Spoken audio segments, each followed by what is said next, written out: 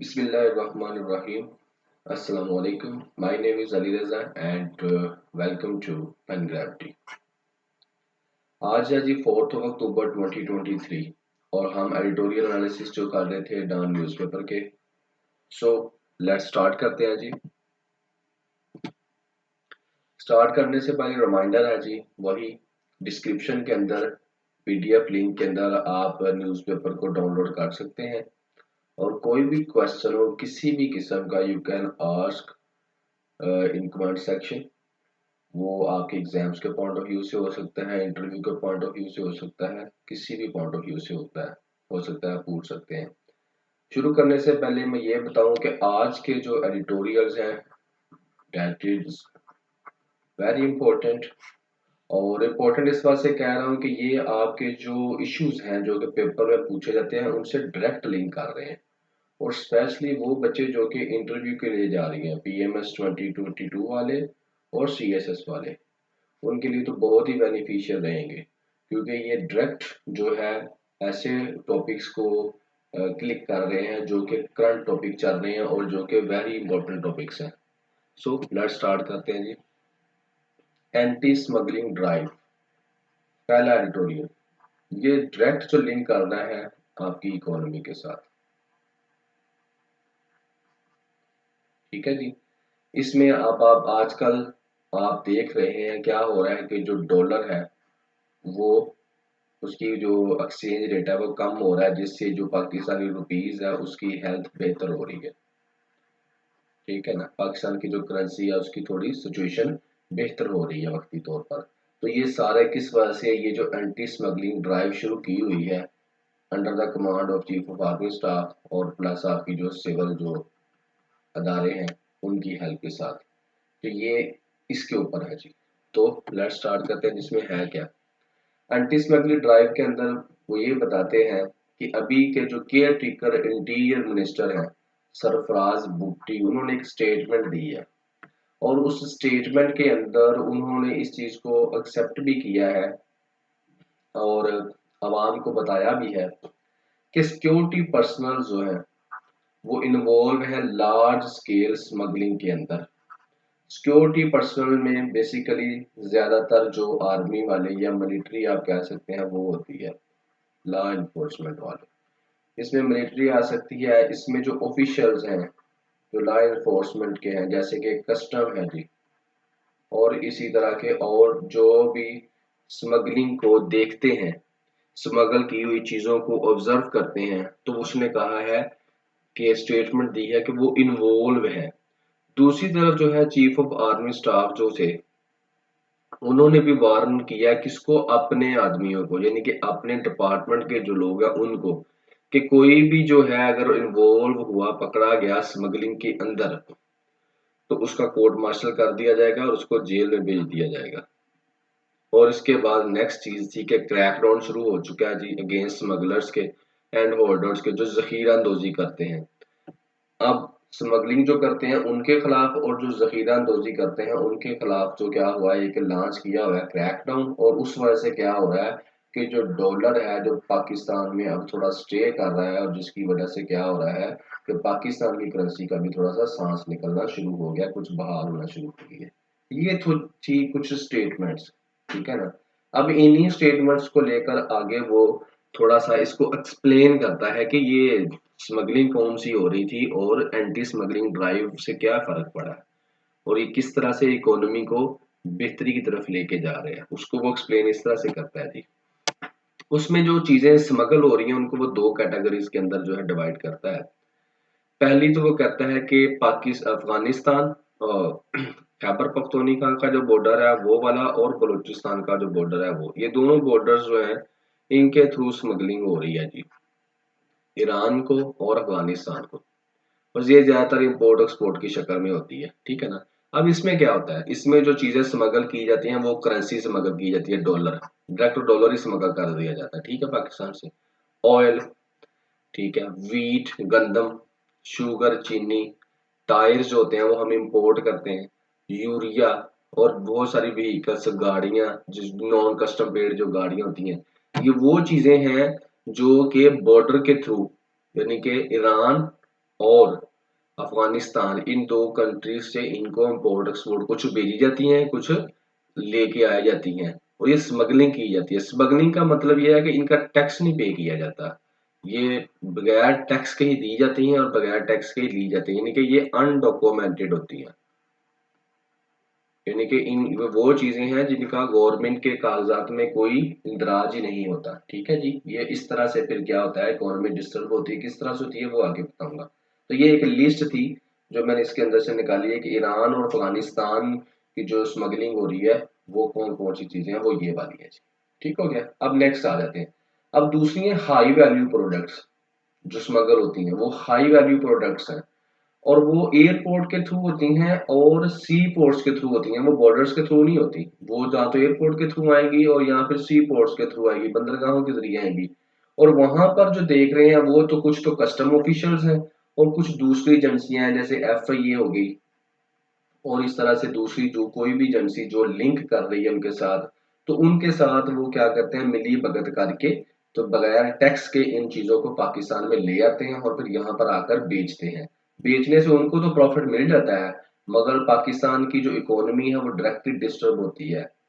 जो सीधी सी डिस्टर्बेंस होती है वो ये होती है कि टैक्स गवर्नमेंट के खाते में नहीं जाता, और जिसकी वजह से क्या होता है, जो हमारा बजट है वो उतना नहीं बनता जितना बनना चाहिए। अब इनकी लिस्ट में क्या है, इनमें है जी ब्रांडेड परफ्यूम्स हैं जो बाहर से आते हैं, एक्सपेंसिव वॉचेज हैं, डिजाइनर के पर्स हैं, और ये आते कहाँ से हैं, दुबई से आते हैं और गुल्फ नेशन से आते हैं, इन पाकिस्तान बाय पास। ठीक है नहीं, और ये without payment of tax and under voice, यहाँ तो इनकी कोई रसीद भी नहीं होती और ना ही ये टैक्स देकर आते हैं। तो ये दो तरह की जो है स्मगलिंग हो रही है पाकिस्तान से बाहर भी।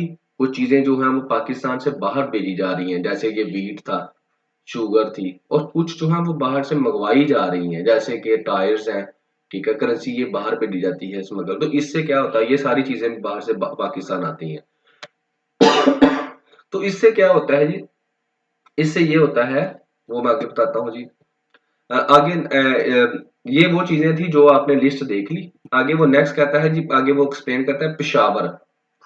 कहता है 1980s के अंदर एक पेशावर एक ऐसी जगह थी, पेशावर का एक बड़ा बाजार के नाम से एक मशहूर था, जहां पर सिर्फ ये वही पाकिस्तान के अंदर बाजार था जहां पर स्मगल्ड आइटम्स आती थी। लेकिन अब वक्त के साथ साथ ये पूरे पाकिस्तान के अंदर एक्सपैंड कर गया, यानी कि सिर्फ यहाँ पर नहीं आती है, अब यहाँ से आगे पूरे पाकिस्तान में ये स्मगल्स आइटम्स जो है उनको बेच देते हैं। तो इनसे ना तो कोई पूछता है, इन पावरफुल ट्रेडर से, कि क्या पूछना है जी, कि डॉक्यूमेंट्री प्रूफ दें that taxes were paid on the import of such items. अब होता क्या, ये चीजें मंगाई जाती हैं और वहां पर ये स्टॉल लगाकर शॉप्स के ऊपर ये चीजें बेची भी जाती हैं, लेकिन वहां की जो एडमिनिस्ट्रेशन है वो ये नहीं कर सकती कि वो जाकर इनसे पूछे कि ये जो चीज आप बेच रहे हैं अपनी शॉप पर, इसकी हमें रसीद दिखाएं कि ये आपने कहाँ से इंपोर्ट की है और टैक्स कितना पे किया है। क्यों? क्योंकि ये जो ट्रेडेड कम्युनिटी है ये बहुत पावरफुल है, इनका बड़ा असर रसूख है। तो फिर क्या होता है, फिर वो इसी तरह से स्मगलिंग होती जा रही है। अब यहाँ पर है जो मैं आपको पहले बता कर रहा था कि स्मगलिंग के रिजल्ट, यानी कि उससे होता क्या, वो ये है, वो मैं आपको बाद में बताता हूँ। एंटी स्मगलिंग ड्राइव सक्सेस, क्या सक्सेस रहेगी, किस तरह से सक्सेसफुल होगी ये जो हमने एंटी स्मगलिंग ड्राइव शुरू की है, how it will be successful, इसकी कामयाबी कैसे है। इसकी कामयाबी पहले नंबर तो है कि जो ट्रेडर जो है वो डिस्प्ले कर रहे हैं अपना सेल कर रहे हैं, डिस्प्ले कर रहे हैं स्मगल्ड और अंडर वाइस गुड्स, उनके लिए क्या किया जाए, डिफिकल्टी पैदा की जाए, यानी कि उनको चेक किया जाए बार बार, और इतनी दफा चेक किया जाए कि वो जो भी स्मगल्ड आइटम्स हैं ये अंडर, जिनकी उनके पास रसीद नहीं है, वो स्टॉल पर लगा ही ना सके, उनको वो सेल ही ना कर सके, डिस्प्ले ही ना कर सके। तो एक चीज तो ये करनी है जी।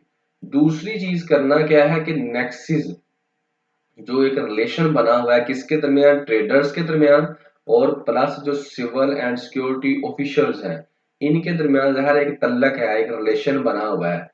स्पेशल वो वाले ऑफिशियल्स जो कि पोस्टेड हुए हुए हैं बॉर्डर्स पर और पोर्ट्स पर, तो इस जो नेक्सिस को, इस तल्लक को तोड़ दें, यानी कि उससे क्या होगा कि ये जो ट्रेडर्स हैं इनकी स्मगलिंग कम होगी। अब उसको तोड़ने का क्या तरीकाकार है कि ये जो सिक्योरिटी ऑफिशियल्स हैं इनके आप ट्रांसफर कर दें जी।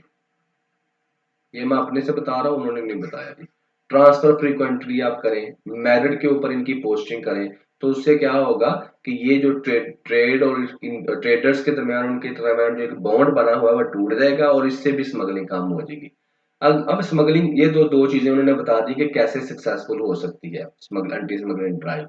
दूसरा है जी स्मगलिंग के रिजल्ट्स क्या होते हैं। स्मगलिंग के रिजल्ट्स जी ये आपकी इकोनॉमी को खा जाता है। बिल्कुल कैसे खा जाता है जी। नंबर वन पे जो तो है मैन्युफैक्चरिंग इंडस्ट्री तो आपकी बंद ही हो जाती है बिल्कुल।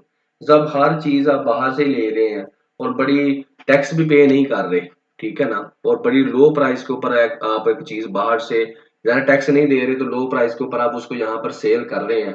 वही चीज लोकल मैन्युफैक्चरर जब बनाता है, बाहर से वो चीज आ गई 10 रुपए की, उसको बनाने में लग जाते हैं 15 रुपए, वो मार्केट में लेके जाता है 20 रुपए की, तो उसकी तो कोई चीज भी नहीं खरीदेगा।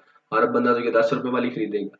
तो उससे क्या होगा, जो मैन्युफैक्चरिंग इंडस्ट्री है वो तो बिल्कुल ही बंद हो जाएगी और हुई भी पड़ी है पाकिस्तान में।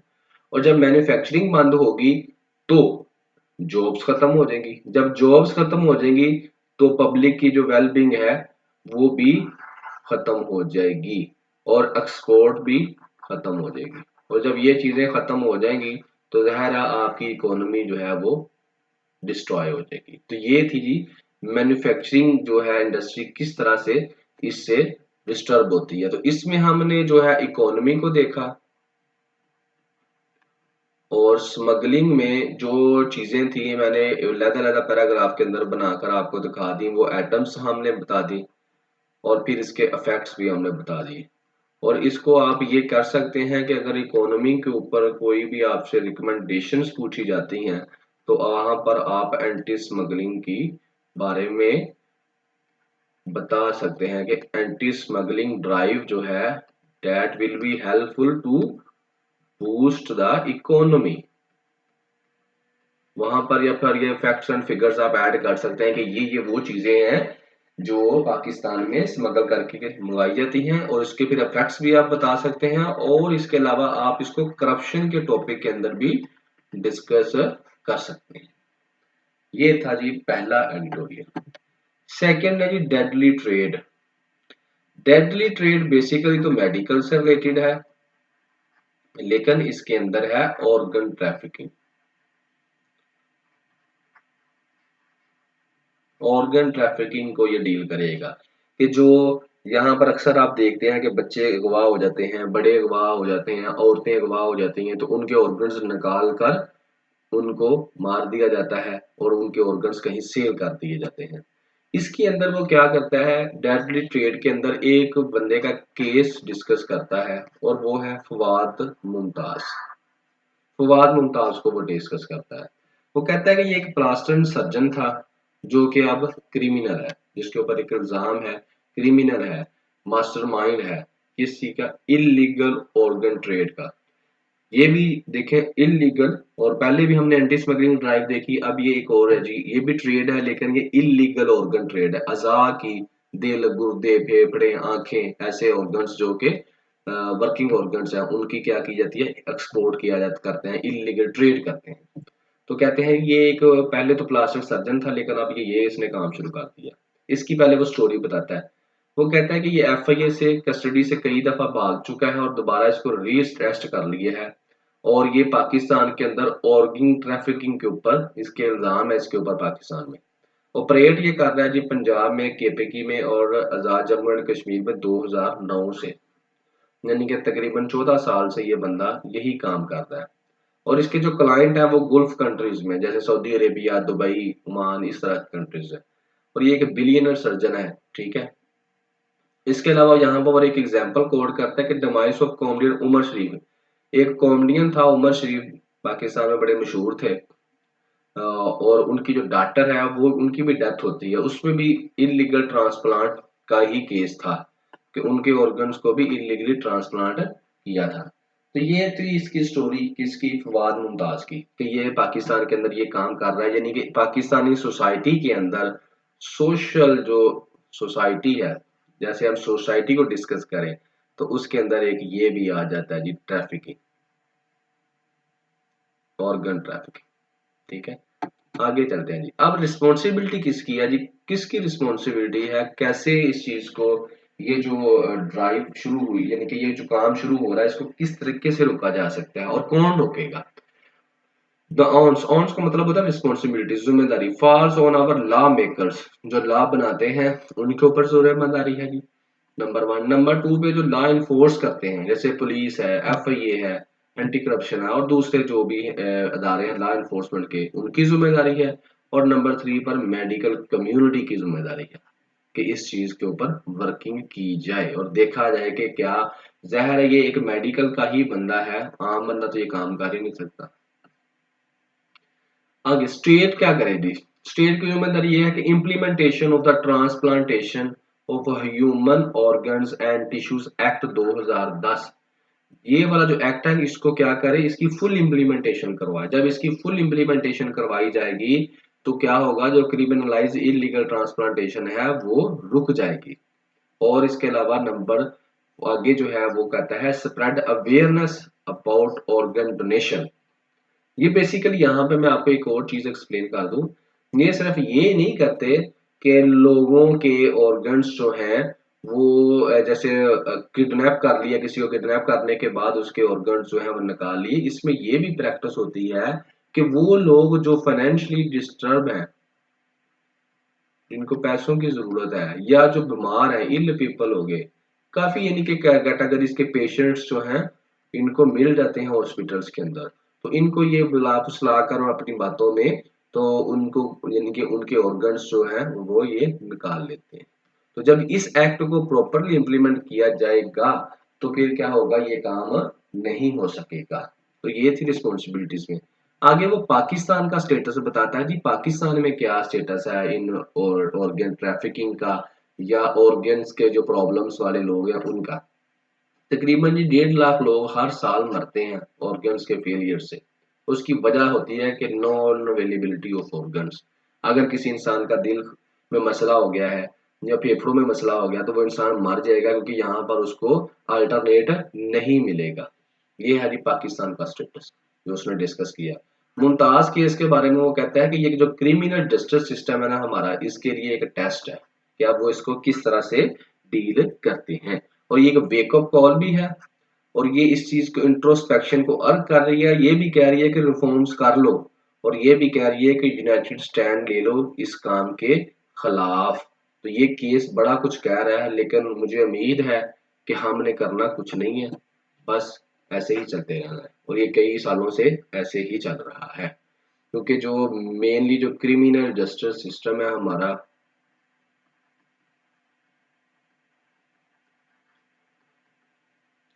बिकॉज वी आर पाकिस्तानी और हमें काफी हद तक अपनी सोसाइटी का पता है कि कोर्ट्स के अंदर कितने केसेस हैं जो पेंडिंग है। और इसके अलावा जो लूप होल्स हैं वो भी हमें पता है, करप्शन का लेवल भी हमको पता है। तो इस वजह से मैंने ये वर्डिंग यूज की है कि बहुत कम चांसेस है लेकिन होप तो है और होप के ऊपर ही दुनिया कायम है कि वी विल बी होपफुल कि इस इंसान को इसकी पनिश मिले एंड नेक्स्ट ऐसा कोई ना करे। बहरहाल आप पाकिस्तान के क्रिमिनल जस्टिस सिस्टम के ऊपर ये चीज है और इसके अलावा जो मैंने अभी आपको डिस्कस किया ये सोशल एक इशू ये सोशल इशू है, इसको आप वहां से इसके बारे में काफी कुछ लिख सकते हैं। आगे जी आ जाता है कॉकसस कॉन्फ्लिक्ट। ये इंटरनेशनल है जी, बाकी दो चीजें हमने नेशनल लेवल पे डिस्कस की और ये इंटरनेशनल पर्सपेक्टिव में। अब ये है क्या बेसिकली तो ये डील कर रहा है नगोर्नो काराबाका। ये आपने काफी कॉन्फ्लिक्ट इन नगोर्नो काराबाका, ये अजरबैजान और आर्मेनिया के दरमियान है कॉन्फ्लिक्ट। तो मैं पहले आपको इसका दिखाऊंगा ये कॉकस क्या है। बेसिकली ये है जी कॉकस, इसका माउंटेन्स भी आपने दिखी होगी कॉकस माउंटेन्स के नाम से। ये एक एरिया है जो ब्लैक सी और कैस्पियन सी के दरमियान वाला एरिया है, इसको कहते हैं कॉकस। मोर एक्सप्लेन आपको इस पिक्चर से हो जाएगा। The transcontinental region between Black Sea and the Caspian Sea, ठीक है, ये है जी आपका ब्लैक सी और ये है जी आपका कैस्पियन सी, ठीक है। मेनली कंप्राइजिंग आर्मेनिया, ठीक है। एक कंट्री कौन सी है जी, Armenia, Azerbaijan, Georgia and parts of southern Russia. इनको मिलाकर ये जो इलाका बनता है ना, ये वाला, इसको हम कहते हैं काकाकस। अच्छा, आगे वो कहता है जी, the Caucasus Mountain, including the Greater Caucasus Range, have historically been considered as a natural barrier between Eastern Europe and West Asia. Eastern Europe और वेस्ट एशिया को जो डिवाइड कर रही है, ये है कॉकाकस माउंटेन। ठीक हो गया जी, ये आपको समझ आ गया कि ये एरिया की वो बात करने लगा है। इस एरिया में ये मैं ज्यादा मोर क्लैरिफाई आपको कर दूं, ये अजरबैजान आ गया, ये जॉर्जिया आ गया, आर्मीनिया आ गया। ये ज्यादातर इलाके जो हैं ये इसके अंदर काउंट होते हैं कॉकाकस के अंदर। अब वो बात कर रहा है जी कॉकाकस के अंदर जो कन्फ्लिक्ट है उसकी, असल में जो कन्फ्लिक्ट है वो ये अजरबैजान और आर्मीनिया के दरमियान है। वो है नगोर्नो काराबाका को लेकर, ये वाला जो येलो कलर का एरिया है इसको लेकर। अब ये कन्फ्लिक्ट के ऊपर वो बात कर रहा है। तो अब आपको समझ आ गई हम किसकी बात कर रहे हैं। अब आगे चलते हैं जी, इसके ऊपर ज्यादा नहीं है, बस एक जनरल सी इंफॉर्मेशन है और ये करंट अफेयर में अंदर आपको पूछा जा सकता है और स्पेशली इंटरव्यू के अंदर तो बहुत ज्यादा चांसेस हैं, क्योंकि ये कंटिन्यूसली कॉन्फ्लिक्ट चल रहा है। अब इसमें है क्या, बेसिकली ये है कि जो था ये तकरीबन 3 सदियों से, सॉरी 30 ईयर से ये कंटिन्यूस है। कब से, जब से जो यूएसएसआर है ना वो फॉल हुआ है, ठीक है। तो जब से यूएसएसआर फॉल हुआ, यूएसएसआर के डिसइंटीग्रेशन हुए, तब से जो बहुत सारी जंगें जो है इन दोनों के दरमियान, किसके दरमियान, ये वाला अजरबैजान के दरमियान और आर्मेनिया के दरमियान काफी जंगें हो चुकी हैं इस रीजन को लेकर, इस एरिया को लेकर, नगोर्नो काराबाख। अब इस रीजन में बताता हूँ आपको असल में है क्या। असल में इसमें ये है कि ये अजरबैजान कहता है कि ये मेरा इलाका है, ठीक होगा, क्योंकि ये मेरी टेरिटरी के अंदर आता है, ठीक है। लेकिन यहाँ पर जो पॉपुलेशन रहती है, जो लोग रहते हैं वो अर्मेनियन है। यानी कि ये जो अर्मेनिया की मैं अगर फॉर एग्जांपल लैंग्वेज अगर अर्मेनियन बोली जाती है, तो इनका जो तल्लक है by language, by trade, customs, वो तल्लक है इन लोगों का इनके साथ। लेकिन ये टेरिटरी आती है इसके अंदर अर्मेनिया, इस बेस के ऊपर कि यहाँ पे जो लोग रहते हैं वो अर्मेनियन है, अर्मेनियन लैंग्वेज बोलते हैं या हमारे जैसे हैं, तो ये इलाका हमें दे। अजरबैजान कहता है नहीं, language is not a issue, ये इलाका मेरी टेरिटरी है, मेरे अंदर आता है, तो ये मैं ही रखूंगा। तो इसके ऊपर इनका ये कन्फ्लिक्ट है, ठीक है जी। और ये कब यूएसएसआर क्या थी, द सोवियत यूनियन, ऑफिशियली इसको क्या कहते थे, union of Soviet socialist Republic, ठीक है ना। और ये 1922 से लेकर 1991 था, यानी कि 1991 के अंदर ये क्या और डिसइंटीग्रेशन होगी और वहां से तकरीबन 15 मुल्क जो है वो नए बन गए, जिनमें अजरबैजान हो गया, ताजिकिस्तान, तुर्कमेनिस्तान और ये कजाकिस्तान, किर्गिस्तान, ये सारे, जॉर्जिया, काफी कंट्रीज 15 के करीब जो नए स्टेट्स जो है वो डेवलप हुई। और ये जो यूएसएसआर था, ये रशिया, इसको नया नाम दे दिया गया। और उनमें से दो ये वाली थी, ये जो 15 स्टेट्स बनी उनमें से एक अजरबैजान और जॉर्जिया थी और अर्मानिया थी। और इनके दरमियान तब से ये कन्फ्लिक्ट जो है ये कंटिन्यू, और उसका रिजल्ट जो है तकरीबन 1 लाख से ज्यादा लोग जो हैं वो इस इलाके को छोड़कर, ये वाले इलाके को छोड़कर अर्मेनिया जा चुके हैं। और अब वो कहते हैं कि इसका परमानेंट जो है एंड होना चाहिए इस लड़ाई का। तो बस इसके अंदर यही है, ये बेसिकली इंटरनेशनल रिलेशंस के अंदर है, इंटरव्यू के पॉइंट ऑफ व्यू से है। और इसके अलावा जो करंट अफेयर का आपका पेपर है उसके पॉइंट ऑफ व्यू से भी पूछा जा सकता है। तो यही इसका है, ये हर कैंडिडेट को इसके बारे में पता होना चाहिए। So no, subscribe our channel and आज के लिए यही, थैंक यू वेरी मच।